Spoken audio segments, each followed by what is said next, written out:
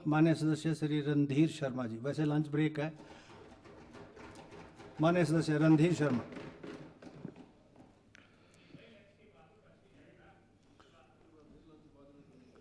ये तो अध्यक्ष महोदय के आदेश चलेंगे। माननीय अध्यक्ष महोदय, माननीय मुख्यमंत्री महोदय ने 17 मार्च 2025 को अपना तीसरा बजट प्रस्तुत किया। 17 अंक से इनको प्यार है। पहला बजट भी 17 मार्च को था, दूसरा 17 फरवरी को था, अब फिर 17 मार्च को है। और एक प्यार और इनको है कि ये हर बार आल्टो कार में बजट प्रस्तुत करने आते हैं। कल बात उठी तो कहते मैं संदेश देना चाहता हूँ, आम आदमी के लिए काम कर रहा हूँ, आम आदमी का बजट है। मैं सिर्फ इतना कहना चाहता हूँ, एक और मुख्यमंत्री थे, वो भी वैगनार में आते थे, वो भी आम आदमी की बात करते थे, वो भी आम आदमी के बजट की बात करते थे, परंतु लोगों ने उनके ड्रामों को पसंद नहीं किया, क्योंकि यथार्थ में सही में धरातल पर काम नहीं हुआ तो उनका हशर आप सब लोगों ने देखा। सरकार तो गई गई, वो भी चले गए। इसलिए माननीय मुख्यमंत्री जी, ये ड्रामे करने की आवश्यकता नहीं है, काम करके दिखाइए, जनता को फायदा पहुंचा के दिखाइए। इस तरह के दिखावे करके, इस तरह के अपने मन को बहला फुसला कर आप कुछ प्राप्त नहीं कर सकते। आपने बजट प्रस्तुत किया 58,514 करोड़ रुपए का, और पिछले साल आपका बजट था 58,444 करोड़ का। मात्र 70 करोड़ की वृद्धि है। और जब बात हुई तो कहा गया ये इसलिए है कि जीएसटी कंपनसेशन बंद हो गया, ये इसलिए है कि आरडीजी कम हो गया, रेवेन्यू डेफिशिएंट कम हो गया। अरे भाई, ये तो जीएसटी कंपनसेशन तो जून 2022 से सभी राज्यों को बंद है। रेवेन्यू डेफिशिएंट ग्रांट आरडीजी तो 15वें वित्त आयोग के बाद 2020 से ही कम हो रहा है। तो ये असर इसी साल क्यों पड़ना था? पिछले साल तो आपके बजट में 5,031 करोड़ की वृद्धि थी। अगर जीएसटी कंपनसेशन बंद होने से या आरडीजी कम होने से बजट पर फर्क पड़ता तो वो पिछले साल पड़ता। इस साल जो फर्क पड़ा है वो आपके वित्तीय कुप्रबंधन का परिणाम है, आपकी गलत नीतियों का परिणाम है, आपके द्वारा, आपकी सरकार द्वारा किया जा रहा भ्रष्टाचार इसके लिए दोषी है। अध्यक्ष महोदय, मैं बताना चाहता हूं, बजट बनाने के लिए राजस्व प्राप्तियां देखी जाती है। इस सरकार की इस साल की राजस्व प्राप्तियां 42,343 करोड़ की है। पिछले साल ये 42,153 करोड़ की थी। उससे पिछले साल मतलब 2023-24 में 37,999 करोड़ की थी। राजस्व प्राप्तियों में 4,000 करोड़ के लगभग पिछले साल आपकी बढ़ोतरी थी, परंतु इस साल राजस्व प्राप्तियों में बढ़ोतरी मात्र 190 करोड़ है।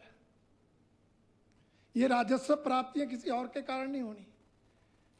इसके लिए जीएसटी का बंद होना दोषी नहीं है, इसलिए आरडीजी की कम ग्रांट दोषी नहीं है, इसके लिए तो आपकी टैक्स कलेक्शन कम है, आपकी एक्साइज कलेक्शन कम है।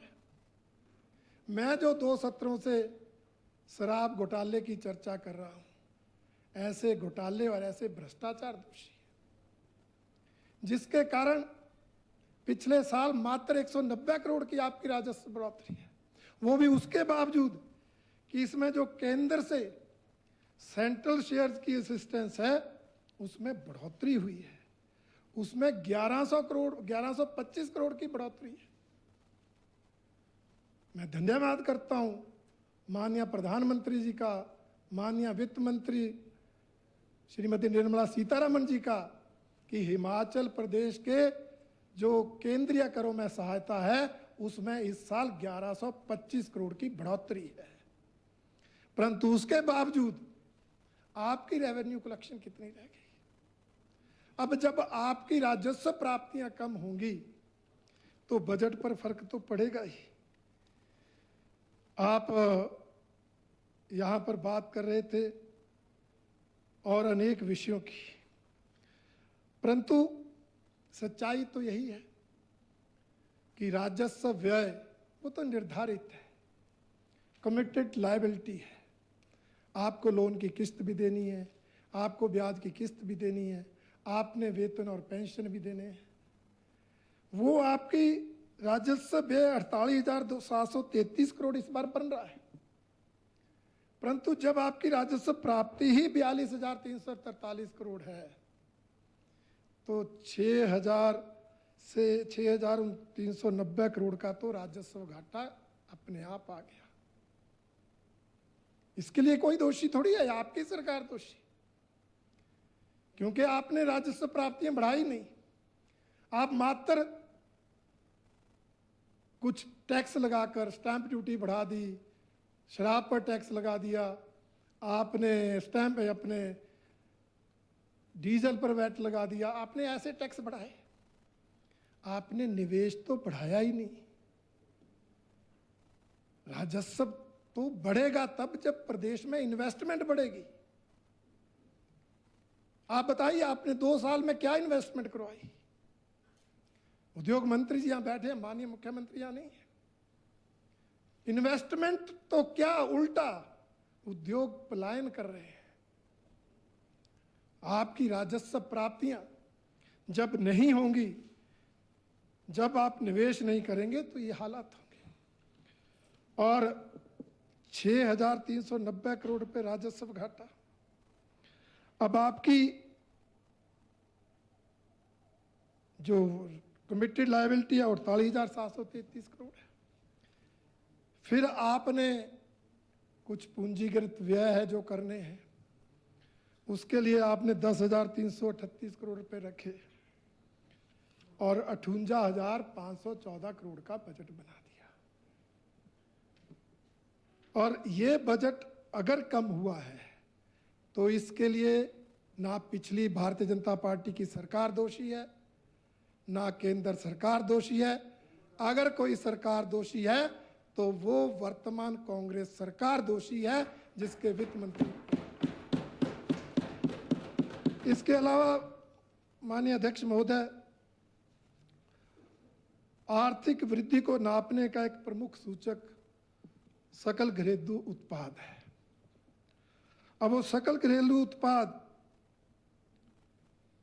2,53,000 करोड़ के लगभग है। अब सकल घरेलू उत्पाद भी नहीं बढ़ रहा। माननीय मुख्यमंत्री जी ने बजट में कहा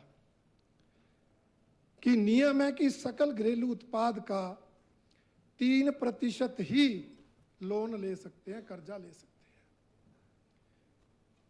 हालांकि वो आज तक तो ये बोल रहे केंद्र सरकार ने हमारी लोन की लिमिट कम कर दी, केंद्र सरकार ने हमारी कर्ज की सीमा कम कर दी। केंद्र सरकार ने आपकी कर्ज की सीमा तय नहीं की। आपका जो सकल घरेलू उत्पाद है उसकी 3% ही लोन की सीमा होगी, कर्ज की सीमा होगी। आपका सकल घरेलू उत्पाद क्यों नहीं बढ़ रहा? मैंने पहले कहा, इन्वेस्टमेंट नहीं। उद्योग मंत्री तो रेत और बजरी में उलझे हुए हैं। इनको लगता है उद्योग डिपार्टमेंट क्रशर्स का ही काम करता है। आप बताइए 2 साल में क्या इन्वेस्टमेंट आपने की, क्या प्रयास आपने किए? ये बजट बुक पेज इसके हर साल बढ़ रहे हैं, इन्वेस्टमेंट के लिए एक लाइन भी इसमें नहीं लिखी हुई है। आप प्रदेश को कहां ले जा रहे हो? और जब हम बोलते हैं ये बजट दिशाहीन है, कोई विजन नहीं है, तो आप बोलते हैं हम तो रटी रटाई बात बोलते हैं। सच्चाई है कि आपको प्रदेश के भविष्य की चिंता ही नहीं है। और अध्यक्ष महोदय, ये बजट ये बजट आगे आने वाले समय में कितना तंग करेगा। जो राजकोषीय घाटा है वो सकल घरेलू उत्पाद का, अवस्थी जी मजाक की बात नहीं है, प्रदेश की चिंता करिए। प्लीज राजकोषीय घाटा दिस साइड लग सकल घरेलू उत्पाद का 3% होना चाहिए, तभी आप कर्ज लेकर प्रदेश को चला सकेंगे। आपका इस बार राजकोषीय घाटा 4% से ऊपर चला गया। कर्ज आप उतना ही, जितना आपका सकल घरेलू उत्पाद का 3% है उतना ही लोगे, बाकी पैसा कहां से लाओगे। इसलिए ये जो चिंता है इस पर मंथन करिए, इससे कैसे निकलना है उसकी आप चिंता करें, तब जाकर प्रदेश की आर्थिक स्थिति सुधरेगी। दूसरों पर दोषारोपण करके कुछ नहीं होगा। अध्यक्ष महोदय, मैं बजट अनुमान की अगर चर्चा करूं तो आप देखेंगे, जैसे मैंने कहा कमिटेड लायबिलिटीज है, तनख्वाह है, देनी है, 2022-23 में 26 रुपये दिए, 23-24 में भी 26 रुपये दिए, 24-25 में 25 रुपये हो गए, अब फिर 25 रुपये हो गए, क्योंकि आपने रिक्रूटमेंट ही नहीं की, एम्प्लॉइज की संख्या कम होगी, वेतन कम हो गया थोड़ा। परंतु पेंशन जो 2022-23 में 15 रुपये, 15% मतलब 2023-24 में 16%, 2024-25 में 17% और इस बार 20% पहुंच गया। ये पेंशन की बढ़ोतरी आप भी जानते हैं, हम भी जानते हैं क्यों बढ़ रही है। दोषी कौन है, ये चिंतन आपने कर लेना। ऋण अदायगी ब्याज की वो सबको देना है, लोन लिया जा रहा है उसकी किस्तें देनी पड़ेंगी, ब्याज की किस्तें देनी पड़ेंगी। स्वास्थ्य संस्थानों की ग्रांट है 9%, वो हर बार दी जाती है। और पेंशन की इस राशि बढ़ने से इस बार इफेक्ट क्या हुआ, डेवलपमेंट इफेक्ट हुई। जो पूंजीगत कार्यों के लिए 29% बजट रह रहा था वो आज घटकर 24% हो गया। ये चिंता की बात है कि 29% से घटकर जो कैपिटल वर्क्स के लिए बजट है वो 24% रह गया। आपने इसमें सड़कें भी बनानी, आपने पानी की स्कीमें बनानी, आपने बिल्डिंग्स भी बनानी, और ये 24% ही नहीं घटा क्योंकि आपके बजट का आकार भी कम हो गया, 58,514 ही रह गया। इसलिए आप जब अमाउंट में आएंगे तो और फर्क पड़ेगा। मैं आपको बताता हूं, पिछले साल आपका कैपिटल वर्क्स के लिए 8,485 करोड़ थे, 8,485 करोड़ थे। रोहित जी सुन लीजिए, आपको भी फर्क पड़ेगा, शिक्षा में भी फर्क पड़ेगा। पिछले साल कैपिटल वर्क्स के लिए 8,485 करोड़ थे, अब कितने रह गए, 4,534 करोड़। ये कहां से डेवलपमेंट करनी है। आप बनाते रहो बजट, करते रहो घोषणाएं, पैसा ही नहीं है तो कहां से करोगे। फिर आओगे मंदिरों में, कराओगे जादू, करेंगे केंद्र की योजनाओं का पैसा डाइवर्ट। सच्चाई यही है कि आपका ये जो वित्तीय प्रबंधन है यही गड़बड़ है, यहीं पर गड़बड़ है। इसलिए मैं कहना चाहूंगा अध्यक्ष महोदय, दोष देना बड़ा आसान है। आपकी सरकार ने तीसरा साल चल पड़ा, अभी भी जयराम जी की सरकार याद आती है। ऐसा फोबिया हो गया मुख्यमंत्री जी को। अरे भाई 2 साल से आप क्या कर रहे हो। इस बार तो बजट में भी आलोचना लिख दी, बजट में कभी पिछली सरकारों की आलोचना नहीं लिखते।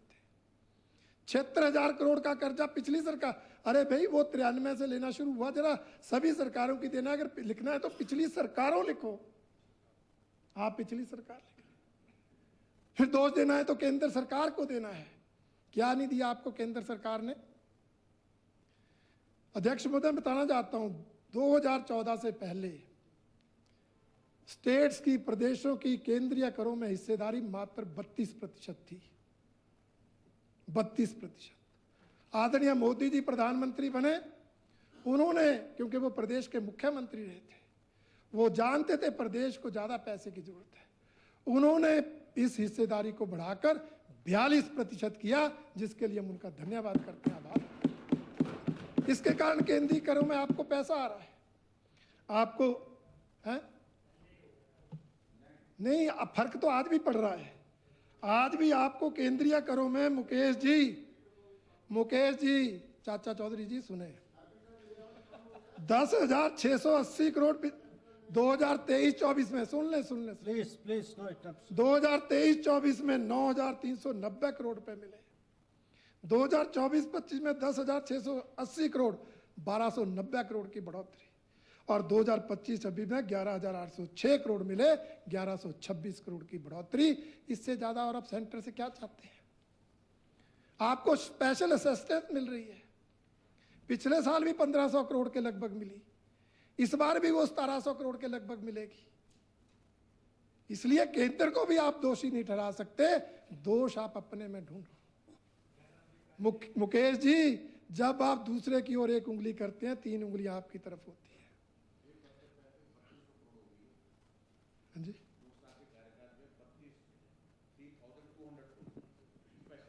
स्पेशल मैंने दोनों सालों की जोड़े तो 3,200 करोड़ बनती है।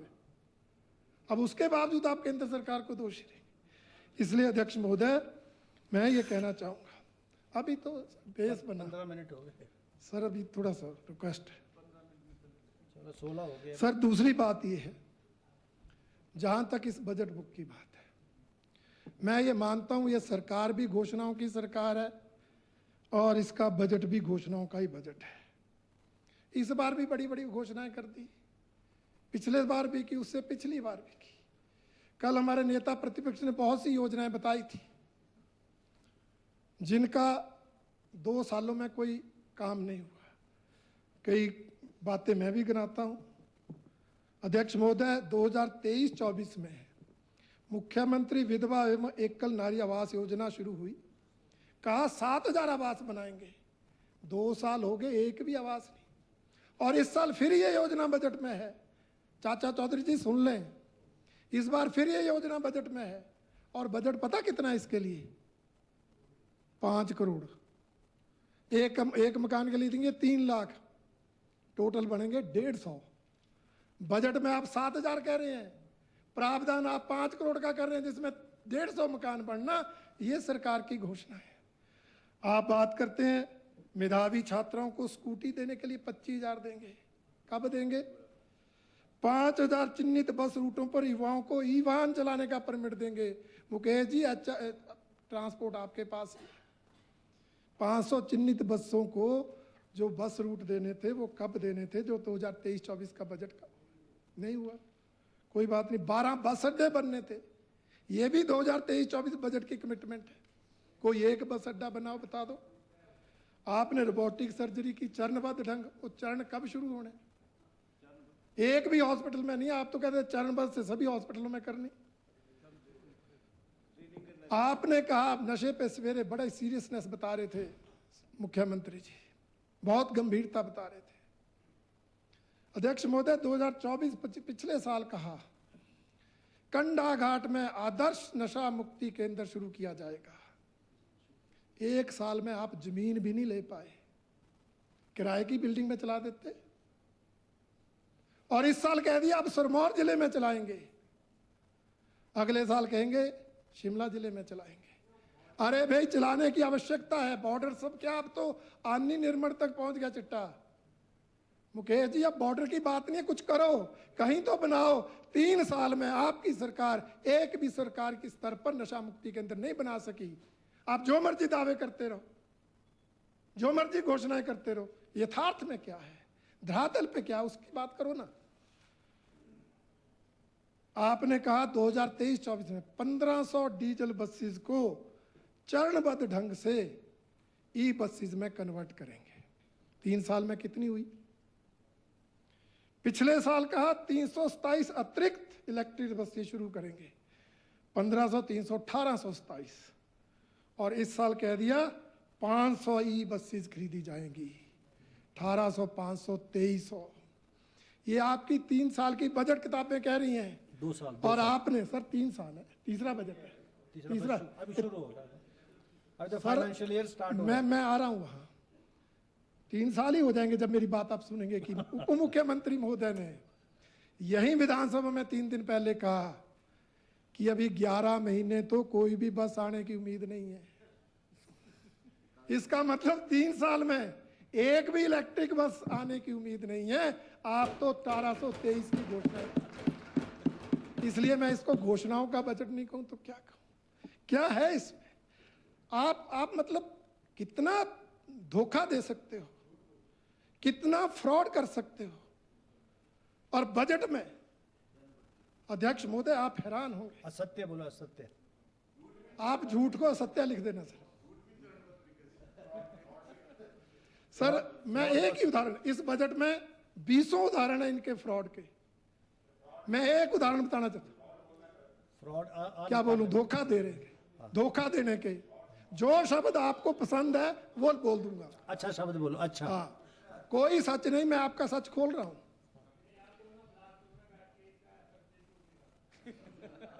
नहीं, हम इसकी पावर आपको देते हैं। रणधीर जी समय जा रहा है आपका। सर, सामाजिक सुरक्षा, महिला, बाल एवं अन्य पिछड़ा वर्ग, ये सबसे उपेक्षित वर्ग है। ये कहते हैं हम पिछली पंक्ति पर बैठे आदमी की चिंता कर रहे हैं, इससे ज्यादा तो पीछे कोई नहीं बैठा है। अब इसके साथ क्या हो रहा है सर?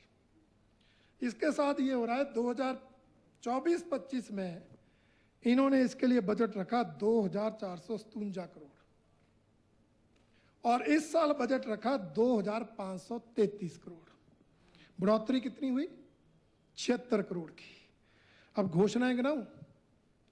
इन्होंने घोषणाएं की कि 37,000 नए लाभार्थियों को सामाजिक सुरक्षा पेंशन लगाई जाएगी, जिस पर 67 करोड़ खर्च होंगे। 67 ये जोड़ो। फिर कहते इंदिरा गांधी प्यारी बहना सुख सम्मान निधि योजना। अब वो बड़े 3 साल से आप चेंज कर रहे हैं, कभी कहते हैं 60 साल से ऊपर, कभी कहते हैं 18 साल से ऊपर, कभी कहते हैं 21 साल से ऊपर। मैं उसमें नहीं जाना चाहता। आपने कहा इस पर इस साल 200 करोड़ खर्च होगा, ये हो गया 267। फिर आपने 5 करोड़ का विधवा एकल नारी के लिए आवास, वैसे तो 7,000 का आता है, यहाँ 5 करोड़ का बजट है। अंतरजातीय विवाह के लिए 50,000 का 2 करोड़ कर दिया। आपने यहाँ पर 13 वर्किंग वुमेन हॉस्टल बनाने की बजट में बात की। आपने आंगनवाड़ी में पोषाहार देने के लिए 65 करोड़ अतिरिक्त बजट खर्च करने की बात की। सर, ये बजट 500 करोड़ के लगभग है और आपकी इस डिपार्टमेंट में बढ़ोतरी कितनी है? मात्र 76 करोड़। 500 करोड़ की घोषणाएं करके आप 76 करोड़ के बजट का प्रावधान कर रहे हो। आप किसको मूर्ख बना रहे हो? आप इसको चाहे धोखा बोलो, चाहे फ्रॉड बोलो, कुछ भी बोलो, सच्चाई ये है कि आपने प्रदेश के सबसे उपेक्षित, सबसे वंचित लोगों को धोखा देने का काम किया है, प्रताड़ित करने का काम। इससे ज्यादा और क्या हो सकता? अध्यक्ष महोदय, हर विभाग में बजट करो, बेंच चिन्ह बजाते रह करो। हर विभाग में बजट कम है। कब बोल रहे तो ऐसा बोलना चाहिए। अब बेंच बजाने का काम पकड़ रहे हैं। तो बोल रहे अच्छा, that's why I am listening. Sir हर विभाग में बजट कम हुआ, परंतु बजट आवंटन में भी गुटबाजी होती है, राजनीति है। परंतु सर जनता के साथ में सड़कें हैं, पीने का पानी है, ये असली विकास के पैमाने हैं। परंतु आपने पीडब्ल्यूडी का बजट कम कर दिया, सबसे ज्यादा कटौती लगा दी। ठीक है, आपकी नहीं बनती विक्रमादित्य सिंह जी के साथ, परंतु उसका खामियाजा प्रदेश की जनता क्यों भुगते? ठीक है मुकेश जी, आप चल पड़े हो रहे पर। नहीं, बस लाइन पर ही हूँ। ठीक है, मुकेश अग्निहोत्री जी आपके प्रतिद्वंदी हैं, मुकेश अग्निहोत्री जी आपके प्रतिद्वंदी हैं, परंतु बजट कम करके आप प्रदेश की जनता को क्यों तंग कर रहे हो? ये दोनों तो, इनके विभाग तो तब चल रहे हैं जब केंद्र की सरकार का सहयोग मिल रहा है, जिसके लिए मोदी जी, गडकरी जी का हम धन्यवाद करें। नहीं तो ये बेचारे घर बैठ जाते। ये हालत इनकी है सर। बाकी सभी विभागों कह रहे, ये बड़े खुश हैं। शिक्षा विभाग को कहते 50% सुधार हो गया। कल प्रश्न था सर, मैं सिर्फ हालात बता रहा हूँ। कल ही प्रश्न है, आपने उत्तर दिया, अपनी कुर्सी से आपने उत्तर दिया रोहित जी।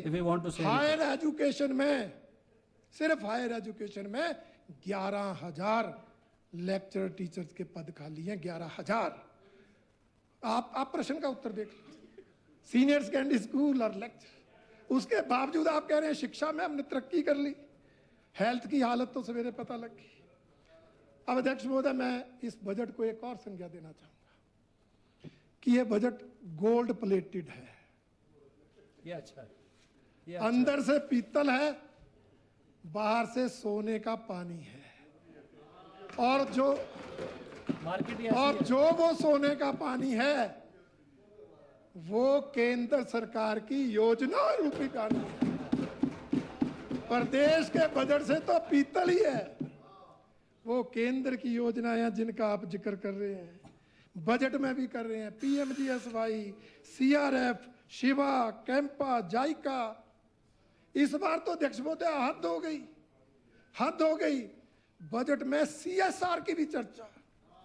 वाह वाह, सीएसआर, इंडस्ट्री से जो सोशल रिस्पॉन्सिबिलिटी में पैसा दिया जाता है वो भी आप बजट में दर्शा रहे हो।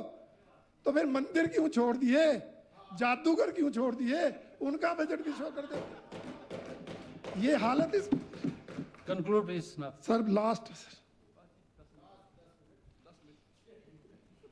25 मिनट सर। नाबार्ड की चर्चा बजट ही इज अ सीनियर लीडर।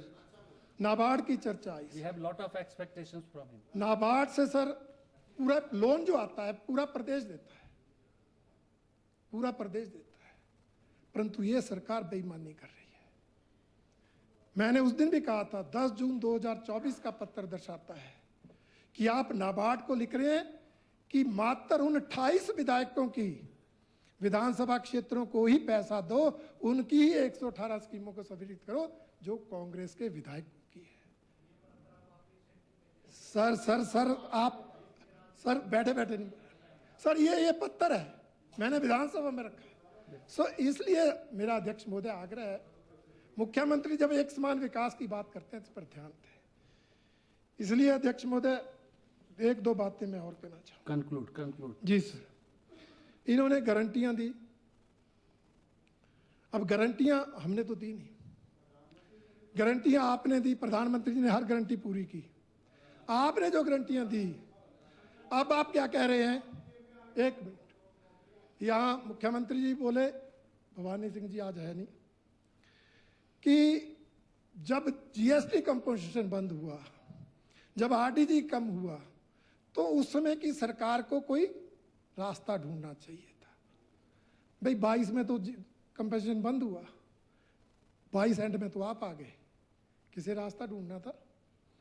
परंतु आपने जो गारंटियां दी वो 15th फाइनेंस कमीशन की रिपोर्ट के बाद दी, जीएसटी कंपोजिशन बंद होने के बाद दी। तो आप क्या सोए हुए थे? आपको नहीं पता था प्रदेश की स्थिति क्या होनी है? आपने ऐसी गारंटियां दे दी। सर आप अगर मुझे 5 मिनट का टाइम दें, मैं 2 मिनट की एक स्टोरी सुनाना चाहता हूँ। सर ऐसे मजाक, थोड़ा लाइट माहौल करना। अच्छा 3 मिनट नॉट 5। सर एक राजा और रानी थे। सर लाइट सा है। रानी का हार गुम हो गया सर। वो तो बातें पुरानी हो गई। नहीं सर, बेशकीमती हार था, बेशकीमती था, मिला नहीं। राजा ने बड़ी कोशिश की, फिर मंदिरों में जाके सुखनाएं की। बाबा बालकनाथ के मंदिर में 1 लाख चढ़ाएंगे, माता के मंदिर में 11 लाख चढ़ाएंगे, किसी और मंदिर में 21 लाख चढ़ाएंगे। रानी ने कहा, राजा साहब ये 20 लाख तक का हार है, आपने 50 लाख की सुखनाएं सुख दी। राजा साहब कहता है, भगवान ने हार मिलने दे, सुखनाएं किसने पूरी करनी।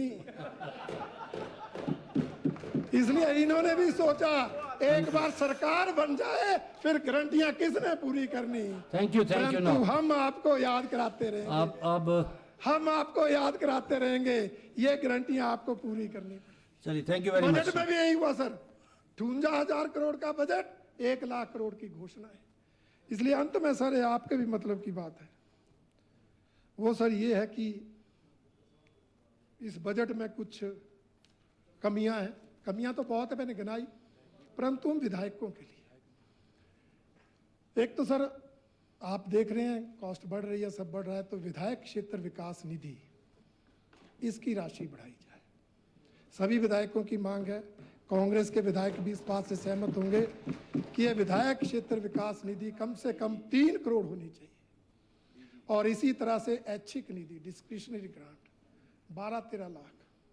कितने गरीब लोग आते हैं, कितने असहाय लोग आते हैं, ये भी सारे बेचारे देखते हैं। अब तो सीपीएस के पास तो कुछ है ही नहीं, वो भी हमारे साथ ही है। इसलिए सर ये पैसा भी 13 लाख से बढ़ाकर कम से कम 25 लाख होना चाहिए, ये मैं यहाँ मांग करता हूँ। और एक लास्ट बात जरूर करना चाहूँगा सर, कि नाबार्ड से जो सीमा रखी गई है, नाबार्ड से जो लिमिट तय की गई है, वो 195 करोड़ थी, कल 5 करोड़ बढ़ा के उसको 200 करोड़ की बात की गई। अब सर इसी 200 करोड़ में आपने ई बसेज भी जोड़ दी, इसी में आपने सड़कों की रिपेयर मेंटेनेंस भी जोड़ दी, राशि आप वही रख रहे हैं। इसलिए इस लिमिट को एक तो बढ़ाया जाए, डे बोर्डिंग स्कूल भी अब तो जोड़ दिए।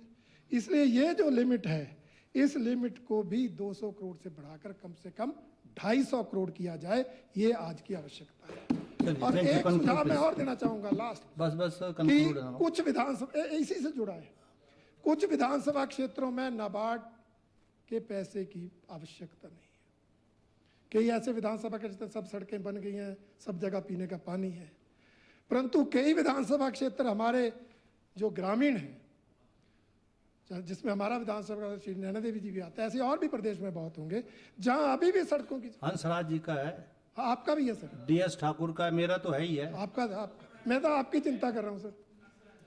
सर मेरी कंस्टिट्यूंसी में 100 से ज्यादा गांव सड़कों से अभी जुड़े नहीं, वहां ज्यादा पैसे की जरूरत है।